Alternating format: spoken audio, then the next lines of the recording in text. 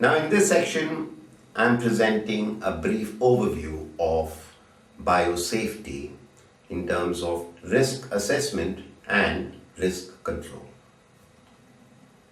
Now in 1974, Center for Disease Control was the first agency that published a list of pathogenic agents, etiological agents, and classified them and gave a guide as to safe handling of these agents. In the same year, National Institutes of Health, together with National Cancer Institute in USA, they worked together and published a guide for work with oncogenic viruses.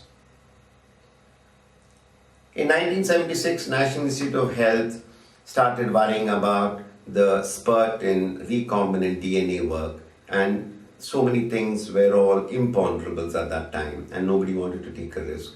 And so National Institute of Health issued a guideline for work with recombinant DNA.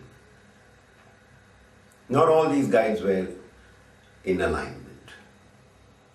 By 1981, 5 or 6 years into recombinant DNA research, most of these fears were found baseless, and NIH relaxed many of the provisions or recommendations it had made.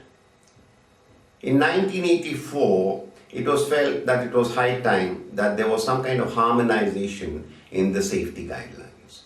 And the first biosafety in microbiological and biomedical laboratories was published jointly by NIH and CDC. This was the first comprehensive presentation on biosafety guidelines. And the publication has been constantly edited, revised, and updated to keep it current. The latest revision is the 5th edition, issued in 2007. Now, not only is it very useful in terms of biosafety in general, it also helps you in identifying the right biosafety cabinet for your application. So selection and use of biosafety cabinets is a separate section, apart from the wonderful information presented in the main text. Now, till 1999, that was the 4th edition, the biosafety by and large meant protection of the operator, personnel in the laboratory, and the environment. But after 9/11 in 2001, and in October, the several foiled efforts of anthrax attacks, bioterrorism was generally recognized as having come to stay, to haunt the community. So in the 5th edition, this has been factored in, and a new section has been provided on biosecurity. The concerns are about loss or theft or diversion or misuse or abuse of these biological agents. They could be microorganisms, they could be toxins. So biosecurity management and how it should be organized is discussed in this particular edition. Now, biosecurity involves the agent, it may be a microbiological agent or a toxin, and the adversary who is seeking to abuse that particular agent to cause harm to the community, and the action of physically gaining access to that agent and taking it away. Now, the adversary could be inside the facility, having access to that agent, or it could be somebody outside the facility who's seeking to gain access to that agent. So biosecurity is about eliminating this risk, and if it is not possible to eliminate, at least minimize the risk of such an event. But this is outside the scope of my discussion, but I strongly recommend that you keep yourself updated with this particular 5th edition.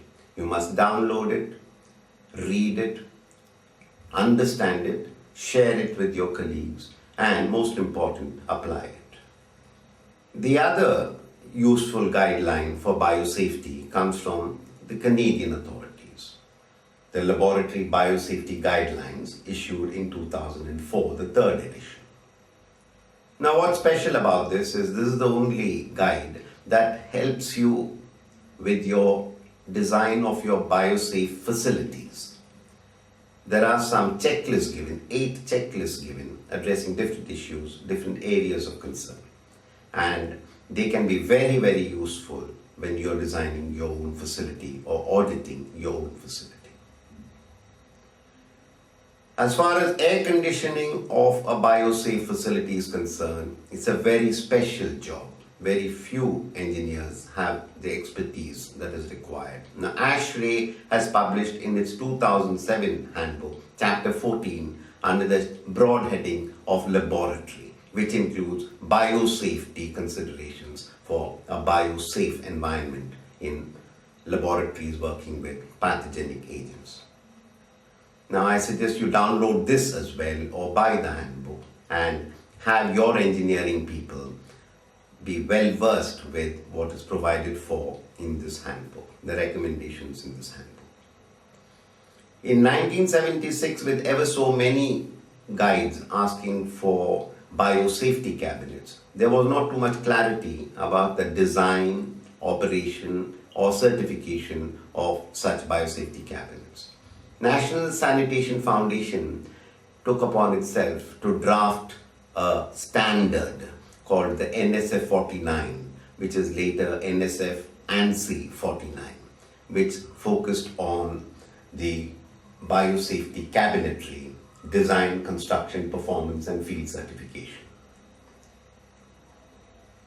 This standard has been revisited and updated several times, and the latest version is the 2009 version.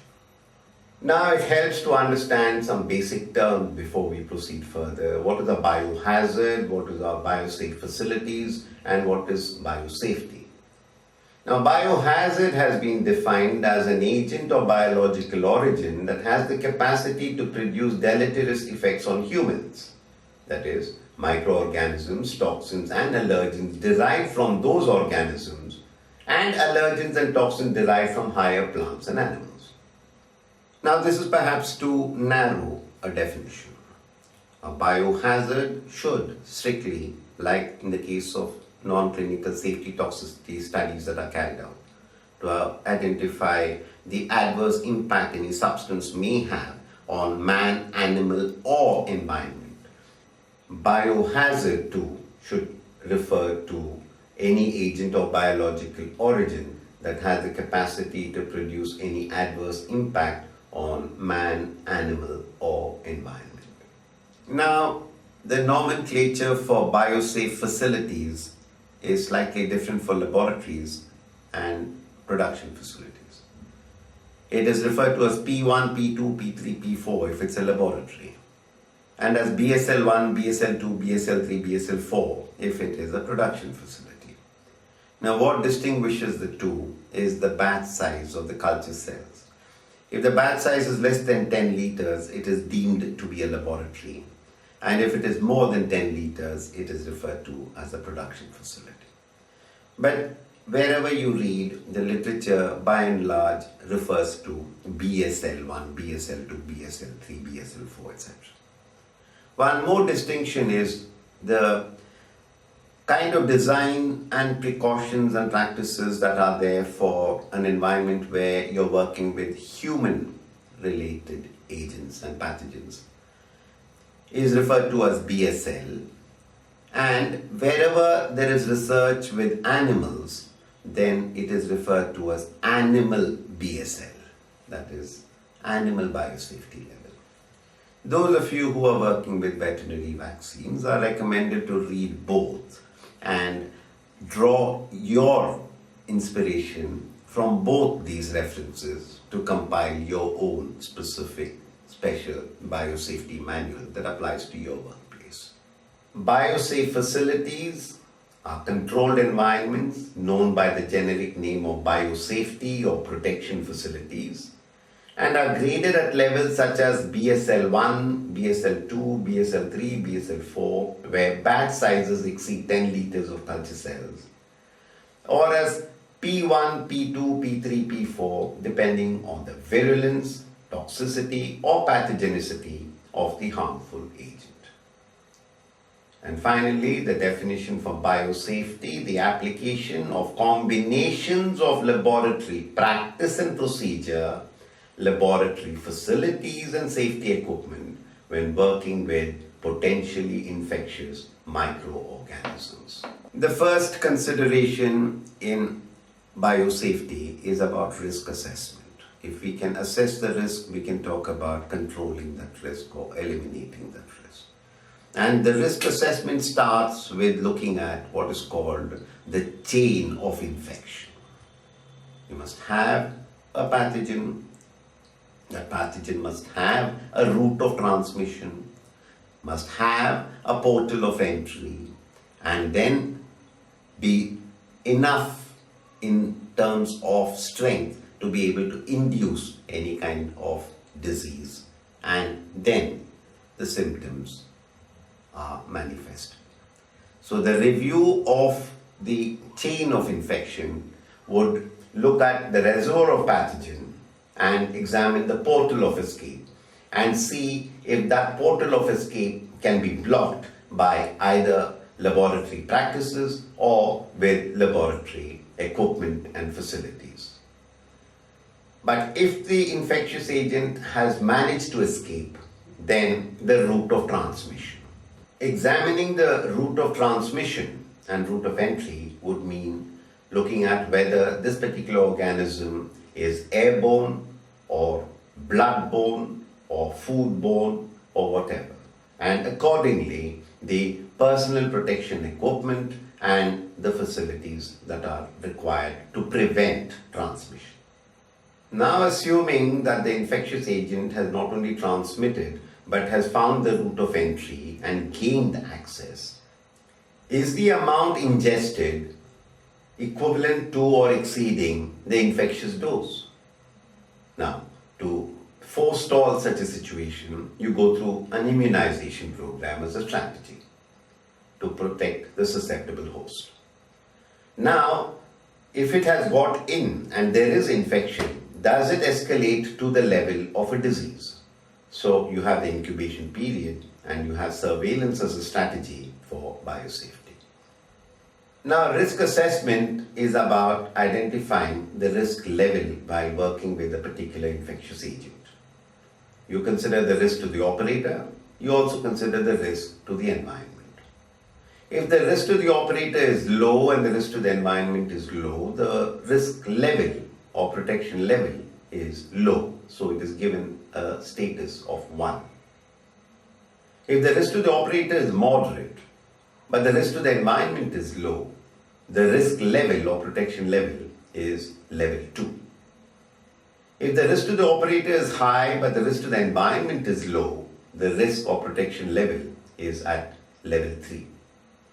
If the risk to the operator is high and the risk to the environment is either moderate or high, the risk or protection level is at the highest, level 4.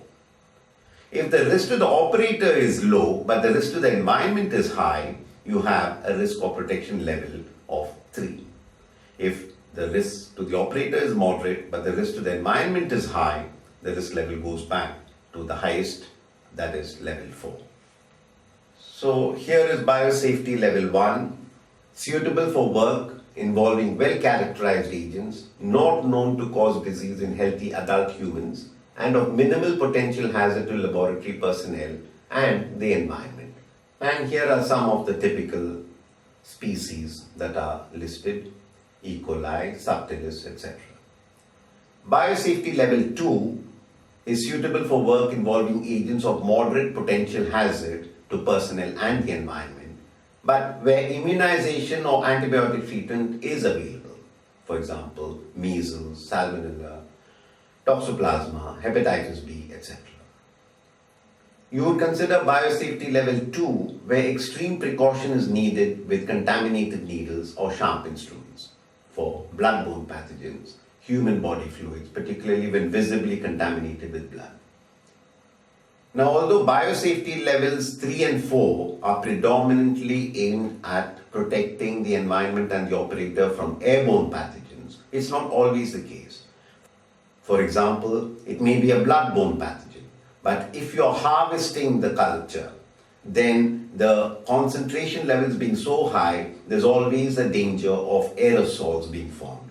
And those aerosols, if they come into contact with the operator and in sensitive parts, it is quite possible that they may get infected. So for such applications, level 3 is recommended. For example, work with hepatitis C. When you're harvesting the culture, then you'd rather do it in a level 3 facility. Level 3 is suitable for work with infectious agents which may cause serious or potential lethal disease as a result of exposure by the inhalation route. Now, if the biosafety level or protection level is 1, 2, 3 and 4, it doesn't mean that the pathogens at level 2 do not cause disease. They do cause disease, but at least you have the satisfaction or the tools available to ensure that even if a person does get infected and progresses to a disease, you have antibiotics available, treatment available by which the person can be cured and the disease can be treated successfully. In levels 3 and 4, they may not be enough to be able to ensure that the person who has got infected and diseased can be treated successfully. And that is the hazard. That is the difference between a level 3 and a level 2. Both cause diseases. In one case, you can successfully treat a patient, but in the other cases, you may not have the remedies to be able to save that patient or protect that patient. Infection could be serious, perhaps even lethal. And examples are tuberculosis, Coxiella, etc.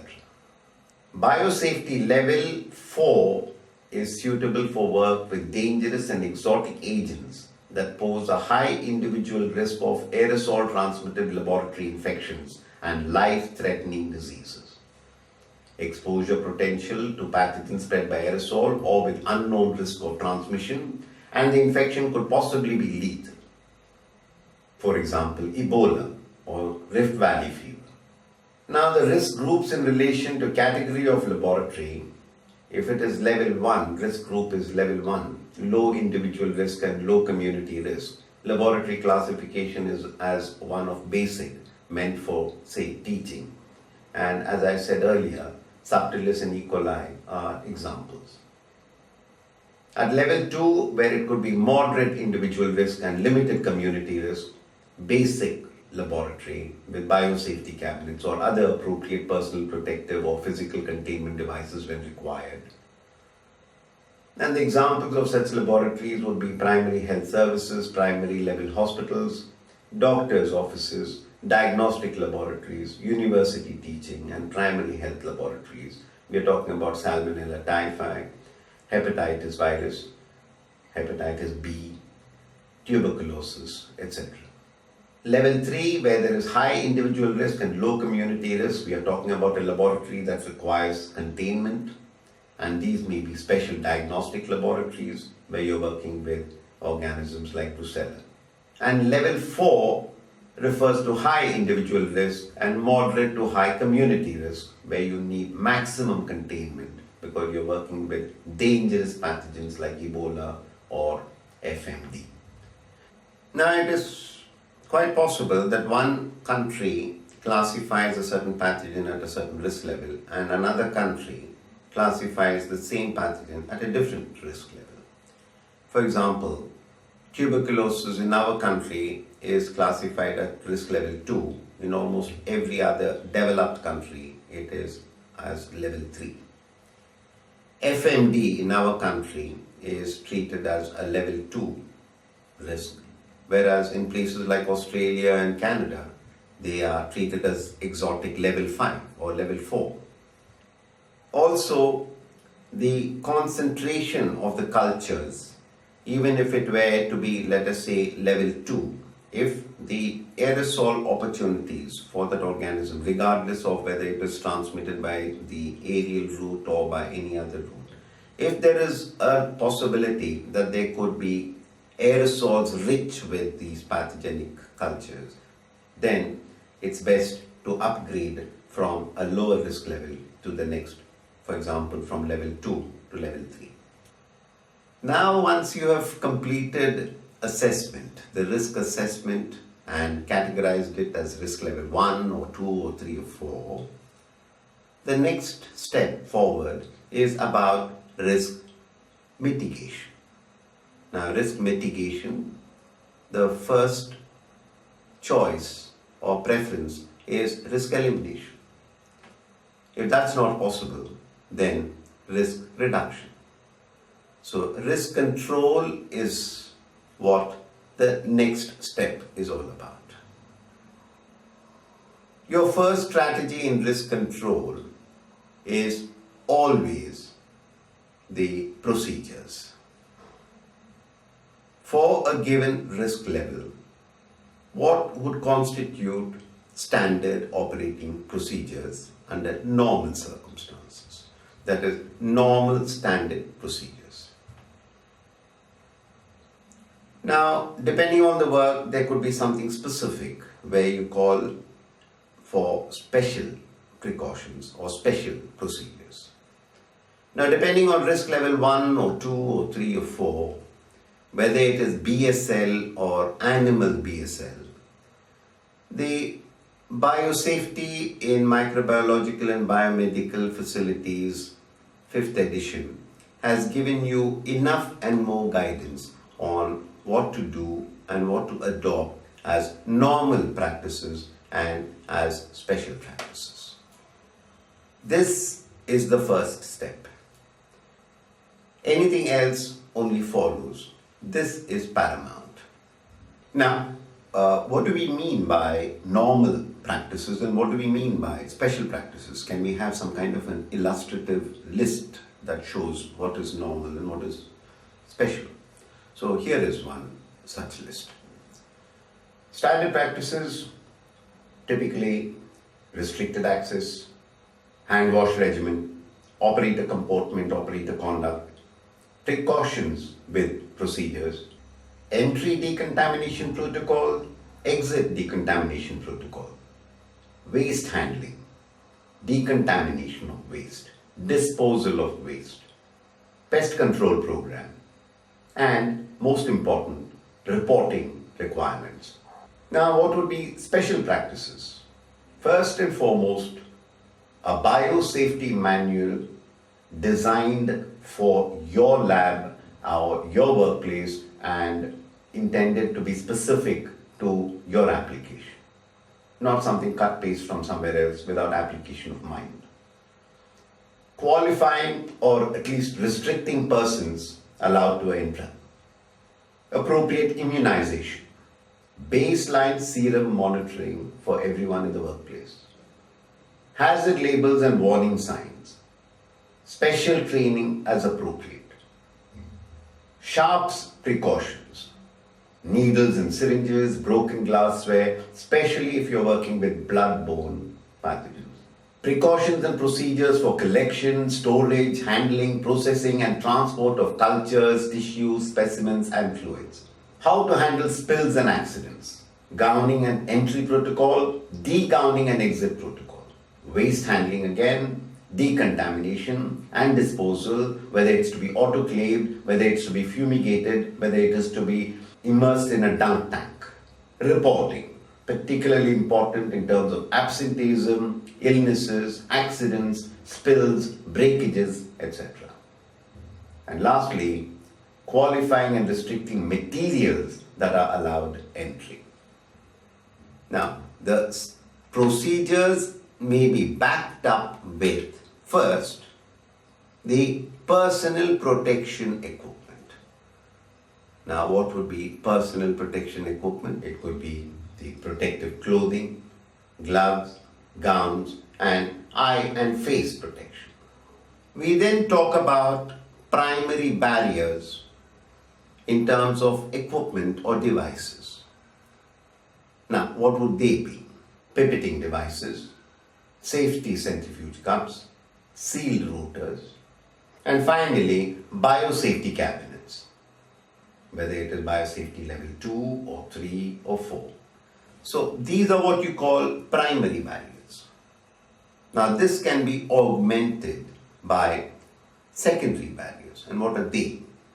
Facility design and construction. So how your laboratory is designed, how your laboratory is constructed, how your laboratory is operated, how your laboratory is maintained would add to another level of protection, which is your secondary barrier. And lastly, if you require it and it is a level 4 facility, then you don't work as part of a building. You have a building all to yourself, and that is your tertiary protection. So, to summarize this, you have a risk control strategies that starts with procedures. You have normal procedures and you have special procedures with reference to that particular risk level for that particular facility and that particular infectious agent. The procedures are backed up by what are called primary barriers. The first amongst primary barriers is personal protection equipment, and that is your protective gowning, protective gloves, protective eye and face wear, whatever. Then you have this with protective equipment in the primary barrier, and that is the pipettes, the centrifuge cups, the rotors that are sealed, and biosafety cabinets. This is now backed up by secondary barrier, which deals with the facility design, construction, operation, maintenance, etc. And finally, you have the tertiary barrier, where you're at level 4, you do not wish to be part of any other building, you like to have a building all by yourself, which works and is devoted to this particular class of infectious agents. So, let's try to summarize. On the one hand, we have made a risk assessment and decided whether the work deserves to be ranked as level 1 risk or level 2 risk or level 3 risk or level 4 risk. Then, for risk control, as appropriate for that risk level, first and foremost, we have been emphasizing that it is the procedures, the standard procedures and the special procedures, appropriate to that level. Next is the personal protection equipment in terms of aprons, gloves, face wear, eye protection, and so on and so forth. Then the protection equipment like biosafety cabinets, the centrifuges with caps, the sealed rotors, pipettes, etc. Then we talk about the secondary barrier, which is the facility. And lastly, the tertiary barrier, the building itself. Now, can we put them all together and have a general overview of what level of risk requires what kinds of controls? Let's see. We are now first talking about a biosafety environment where we are working with human pathogens or human biologicals. We shall then later look at animal biosafety level where we are working with animals. Summary of recommended biosafety levels for infectious agents. We start with biosafety level 1, where the agent is not known to consistently cause disease in healthy adults. As far as practices are concerned, standard microbiological practices. As far as primary barrier and safety equipment is concerned, for level 1, none required. And in terms of secondary barriers or the kind of facilities we need, all we need is an open bench with a sink. Now we move on to level 2. At level 2, we are working with agents associated with human disease. Routes of transmission include percutaneous injury, ingestion, mucous membrane exposure, etc. In terms of practices, apart from the standard microbiological practices as in BSL-1, we add special practices like limited access, biohazard warning signs, SHARPS precautions, biosafety manual defining any needed waste decontamination or medical surveillance policies. In terms of primary barriers, it may be a class 1 or class 2 biosafety cabinet or other physical containment devices used for all manipulations of agents that cause splashes or aerosols of infectious materials. In terms of personal protection equipment, laboratory coats, gloves, and face protection as needed. In terms of facilities, all we need is, apart from an open bench and sink, as in the case of BSL1, an autoclave should be available. We now move on to risk level 3, where the agents are indigenous or exotic with potential for aerosol transmission. Disease may have serious or even lethal consequences. In terms of practices, all that we did in BSL1 and BSL2 plus controlled access, decontamination of all waste, decontamination of laboratory clothing before laundering, and baseline serum monitoring. In terms of primary barriers and safety equipment, a class 1 or 2 biosafety cabinet or other physical containment devices used for all open manipulation of agents. And in terms of personal protection equipment, protective laboratory clothing, gloves, respiratory protection as needed. In terms of facilities, all that we have in BSL1 plus BSL2, that is the autoclave, we need additionally physical separation from access corridors, self-closing double door access. Exhaust air should not be recirculated, and there should be negative airflow into the laboratory. We move on to level 4 of risk, where there are dangerous exotic agents which pose high risk of life-threatening disease. Aerosol transmitted laboratory infections have occurred, or related agents with unknown risk of transmission. In terms of practices, all that we did in BSL 1, 2 and 3, plus clothing change before entering, shower on exit, all material decontamination on exit from facility. In terms of primary barriers and safety equipment, all procedures conducted in class 3 biosafety cabinets or class 1 or class 2 biosafety cabinets in combination with full body air supplied positive pressure personnel suit. In terms of facilities, all that we had in BSL 1, 2 and 3 plus separate building or isolated zone, dedicated supply and exhaust vacuum and decontamination systems, other requirements outlined in the text. Here we have a look at recommended biosafety levels for activities in which experimentally or naturally infected vertebrate animals are used.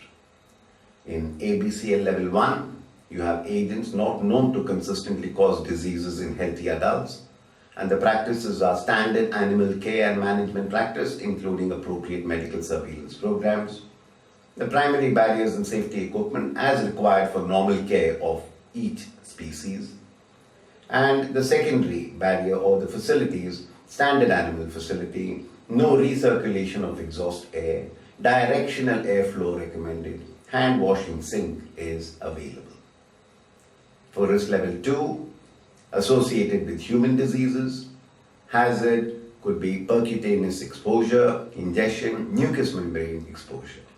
In terms of practices, all the practices of the level 1 plus limited access, biohazard warning signs, sharps precautions, a biosafety manual, decontamination of all infectious wastes and of animal cages prior to washing.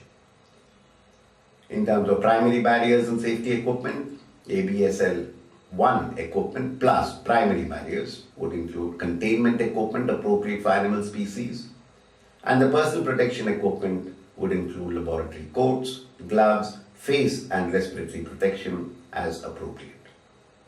In terms of facilities, you should have an autoclave available, hand washing sink available, and mechanical cage washer is recommended. For risk level 3 with animals, indigenous or exotic agents with potential for aerosol transmission, disease may have serious health effects. In terms of practices, apart from level 1 and 2, controlled access, decontamination of clothing before laundering, cages decontaminated before bedding removed, and disinfectant foot bath as needed. In terms of primary barriers and safety equipment, ABSL2 equipment plus containment equipment for housing animals and cage dumping activities. Class 1, 2 or 3 biosafety cabinets should be available for manipulative procedures that may create infectious aerosols like inoculation or necropsy. Personal protection equipment would be appropriate respiratory protection. In terms of the facilities, ABSL 1 and 2 plus physical separation from access corridors, self-closing double door access, sealed penetrations, sealed windows, and autoclave available in the facility. And finally, for risk level 4, dangerous or exotic agents that pose high risk of life-threatening disease, aerosol transmission, or related agents with unknown risk of transmission. In terms of practices, all the practices of 1, 2, and 3 plus, entrance through change room where personal clothing is removed and laboratory clothing is put on, shower on exiting. All wastes are decontaminated before removal from the facility. And in terms of primary barriers and safety equipment, ABSL3 equipment plus, maximum containment equipment, that is class 3 biosafety cabinet, or partial containment equipment in combination with full body air supplied positive pressure personnel suit used for all procedures and activities. And in terms of facilities or the secondary barriers, ABSL3 facilities plus separate building or isolated zone, dedicated supply and exhaust vacuum and decontamination systems are the requirements as outlined in the text. I once again draw your attention to these texts that I have been recommending. Please download them, please read them, please digest them, please implement them. Use them as a reference for auditing what you need to have and what you do have. And if what you need to have is more than what you do have, then you should align your current practices and facilities in line with what you ought to be having for that level of risk. I close this discussion once again with the same quotation from Health Canada. The attitudes and actions of those who work in the laboratory determine their own safety and that of their colleagues and of the community. Laboratory equipment and design can contribute to safety only if they are used properly by people who are genuinely concerned and knowledgeable about